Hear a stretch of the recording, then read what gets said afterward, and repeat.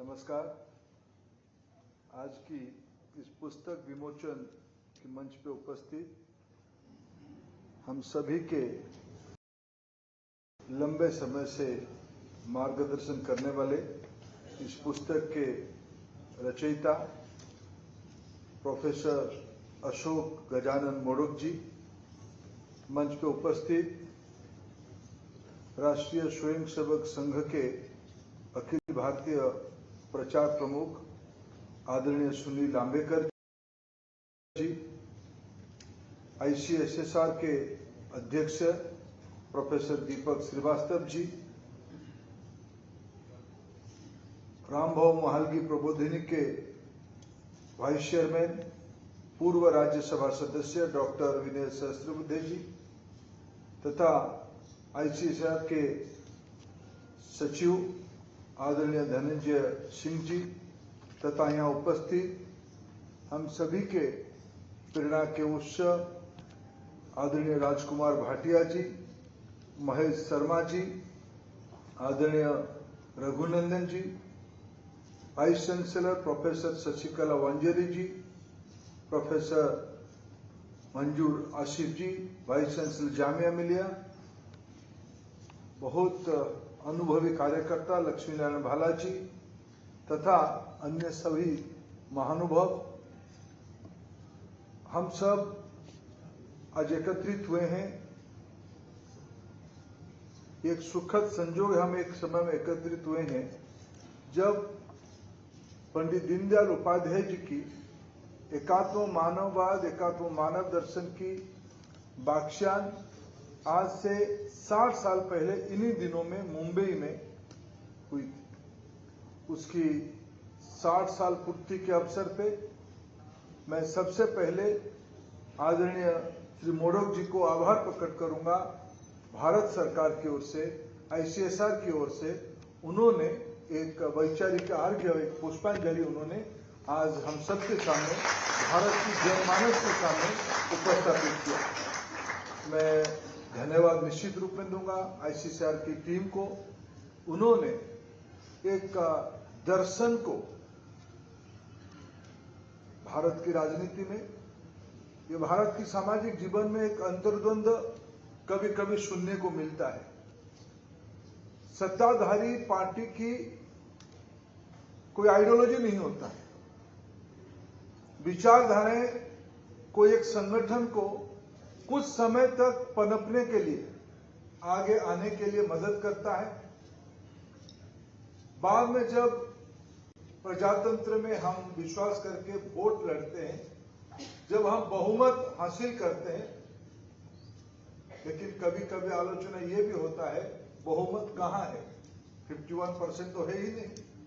आपको 35, 38, 42, 49% वोट में भी आप बहुमत हासिल किए। उस समय में जब आप सरकार में आते हो, सामाजिक दायित्व में आते हो, तब आप इस विचार से आते हो क्या उस विचारधारा को लागू करना उचित है क्या। कुछ लोगों ने इस भ्रम में रहे, आजादी के आंदोलन के अधिकार सभी के साथ था। भारत के उन समय के समाज में सभी ने लड़ाई लड़ा, उसकी मंच शायद कांग्रेस ही था, नाम कांग्रेस था, लेकिन उसमें विचारधारा, तत्व, मत भिन्नता, मत ऐक्यता अनेक उसके अंदर दिखने को मिलता है। लेकिन जब कांग्रेस लंबे समय सत्ता में रही, ये मौलिक दुविधा प्रश्न उठी, क्या सत्ताधारी दल की विचारधारा होना चाहिए क्या, हो सकता है क्या, होना चाहिए अलग बात है, हो सकता है क्या, ये डायलेमा सामने आई। वैसे ही हमारे देश में जब जब साम्यवादियों की सरकार आई, उन्होंने कोशिश किया, उनकी जो विचारधारा, उनकी जो सामाजिक मान्यताएं रही, उनके आधार पर उन्होंने सत्ता को, राजकारण को डालने का और ढालने का कोशिश किया। उसकी भी परिणाम देश में अभी इसी समय में आपको देखने को मिलता है। जब कहीं किसी इलाका में वो अखंड क्षमता के, अखंड शक्ति के प्रतीक थे, आज उनको गिने चुने नंबर में ध्यान में आती है। इसी परिप्रेक्ष्य में कहता हूं, आदरणीय स्वर्गीय दीनदयाल उपाध्याय जी ने अपने सामाजिक जीवन के अनुभव के आधार पर जिन विचारों को लेके वो काम किए और जिन संगठनों में और जिस संगठन में वो काम किए, क्या वो संगठन या उनकी विचार, क्या वो पाश्चात्य की अवधारणा में हम उसको एक आइडियोलॉजी कहेंगे या एक दर्शन कहेंगे?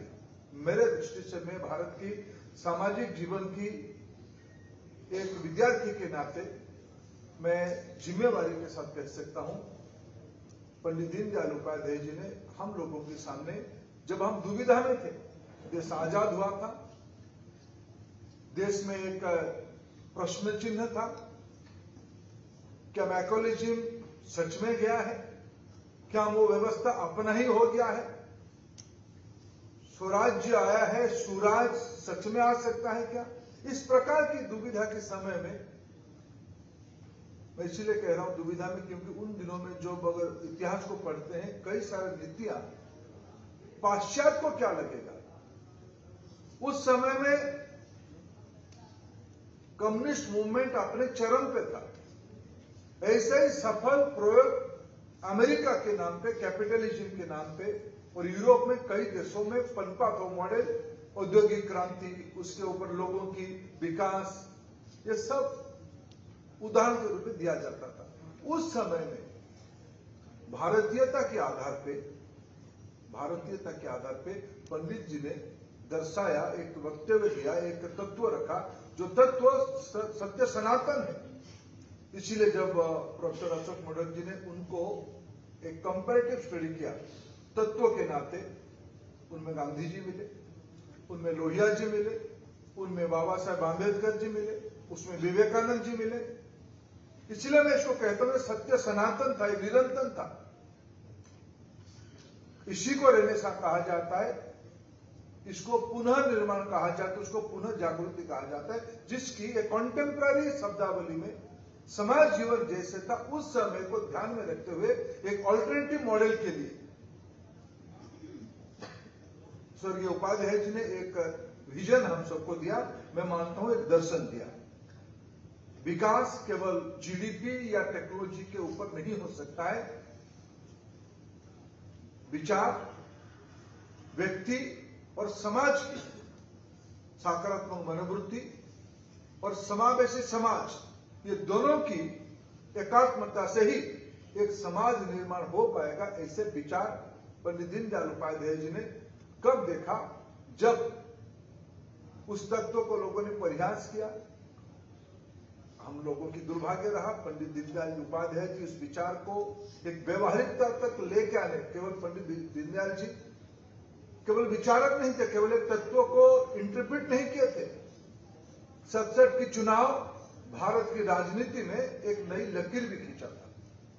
कुशल संगठक थे, इसीलिए उसको कहा जाता है व्यवहारिक समय में उन्हें खड़ा किया।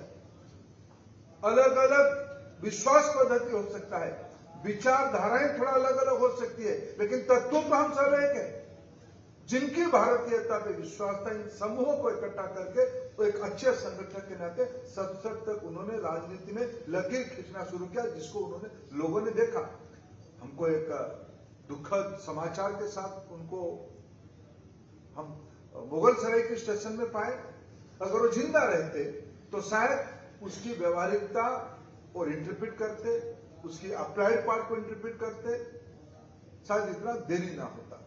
लेकिन मैं बड़े फिर कहता हूं, बड़े गौरव के साथ कहूंगा, उसके बाद उस तत्व को, उस दर्शन को लोगों ने जब जब मौका मिला उसको प्रैक्टिस किया है, उसको अमल लाने में प्रयास किया है।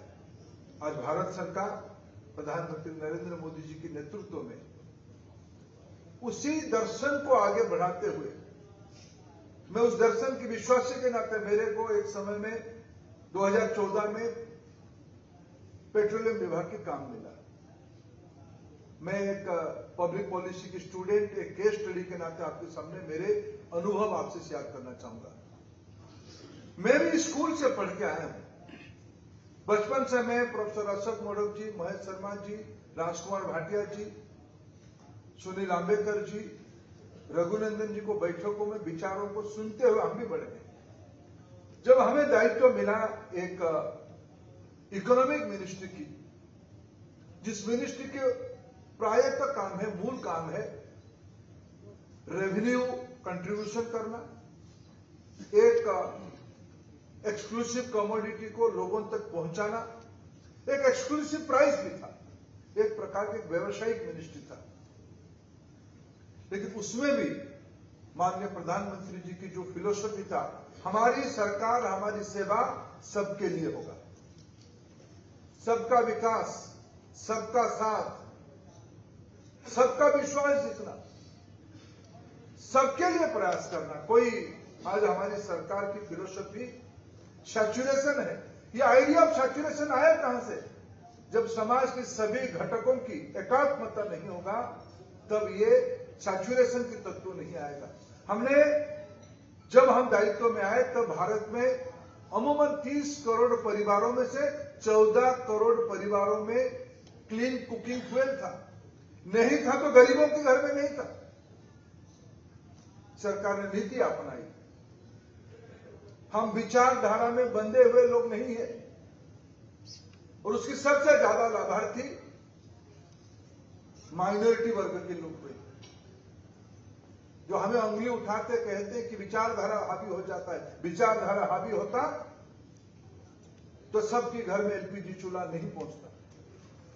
अगर विचारधारा हावी होता, अगर दीनदयाल जी की वंचित वर्ग के प्रति विचार स्पष्टता हमको नहीं मिलता, सेवा में रहे हुए लोगों को नहीं मिलता, तब 4 करोड़ पक्के घर नहीं बनते और 30 करोड़ से ज्यादा एलपीजी कनेक्शन नहीं होता, और मुफ्त में 10.5 करोड़ एलपीजी नहीं पहुंचता।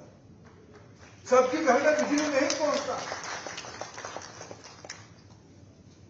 भारत की राजकरण में अनेक सरकारें बनी। उस सरकारों की समीक्षा करने के लिए अनेक रिपोर्ट भी बनाई गई है। सारे रिपोर्टों को, कुछ रिपोर्टों को मैंने भी अनुध्यान करने का, अध्ययन करने के प्रयास किया। उसमें कॉन्फ्लिक्ट आता है, सबको नहीं मिला। आज भी मैं दावा नहीं कर सकता हम सबको पहुंचा दिए, लेकिन हमारी तत्व रहा है, हमारी लक्ष्य रहा है, हमारे दायित्व को हम मानते हैं।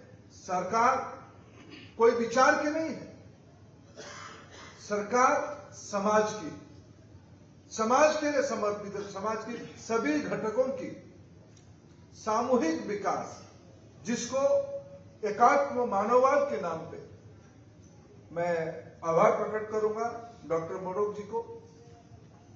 ऐसे तो 2015-16 में